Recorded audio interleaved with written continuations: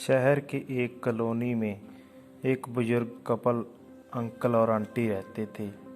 वह कॉलोनी अभी अभी जल्द ही बनी थी, इसलिए इसमें 8 से 10 घर बसे हुए थे।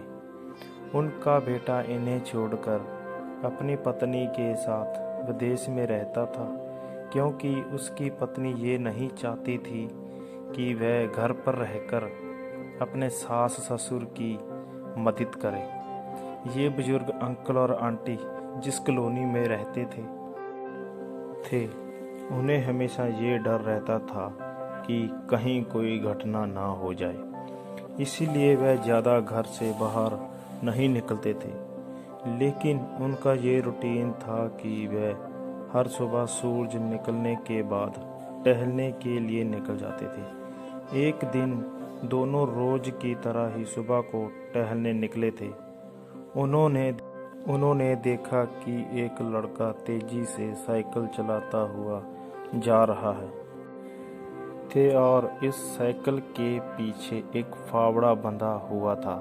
लेकिन उन्होंने ज़्यादा ध्यान नहीं दिया और चले गए। दूसरे दिन उसी समय फिर से वह लड़का दिखा और उसी तरह तेजी से साइकिल चलाता जा रहा था। इसी तरह तीसरे और चौथे दिन भी वह लड़का दिखा। 5वें दिन आंटी जी ने अंकल जी से पूछा कि ये लड़का हर रोज़ सुबह इसी समय तेजी से साइकिल चलाते हुए जाता है। मुझे लगता है कि कुछ गड़बड़ है। कहीं ये लड़का कोई गलत काम करने तो नहीं जाता है। लेकिन अंकल जी ने मना कर दिया कि जा रहा होगा कहीं, हमें क्या लेना। परंतु आंटी जी बोली, हमको देखना चाहिए कि हमारी कॉलोनी में कोई गड़बड़ तो नहीं। अंकल जी बोले, ठीक है, अगले दिन हम इस लड़के का पीछा करेंगे और देखेंगे कि ये क्या कर रहा है। अगले दिन सुबह को फिर से वो लड़का तेजी से साइकिल चलाता निकला। उनके पीछे अंकल और आंटी जी भी दोनों गए।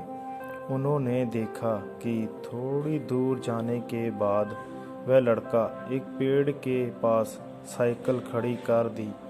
उसी पेड़ के पास थोड़ी सी खाली ज़मीन पड़ी थी और उसे वो खोदने लगा। अंकल और आंटी जी कुछ देर तक देखते रहे कि ये लड़का क्या कर रहा है, लेकिन लड़का ज़मीन खोदे जा रहा था। कुछ देर बाद उन्होंने लड़के के पास जाकर पूछा कि तुम ये ज़मीन क्यों खोद रहे हो। लड़के ने मुस्कुराते हुए कहा कि अंकल जी, मैं आप दोनों को रोज़ देखता हूँ, लेकिन आपको मुझसे डरने की ज़रूरत नहीं। और जहाँ ज़मीन इसलिए खोद रहा हूँ कि मेरी नई नई नौकरी लगी है।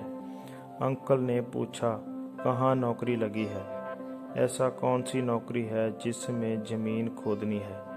लड़के ने कहा, मैं बड़े दिनों से बेरोज़गार था।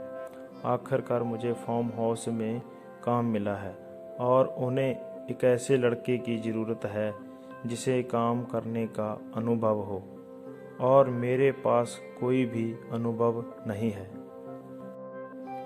इसलिए मैं रोज़ यहाँ फावड़ा लेकर आता हूँ और ज़मीन खोदने की प्रैक्टिस करता हूँ, ताकि जैसे ही नौकरी पर काम शुरू हो उसमें हमें निकाला ना दिया जाए। इसलिए रोज़ाना मेहनत कर रहा हूँ और कोशिश कर रहा हूँ। उस लड़के की बात सुनने के बाद अंकल और आंटी जी ने लड़के को आशीर्वाद दिया और बोला, बहुत ही बढ़िया बात है।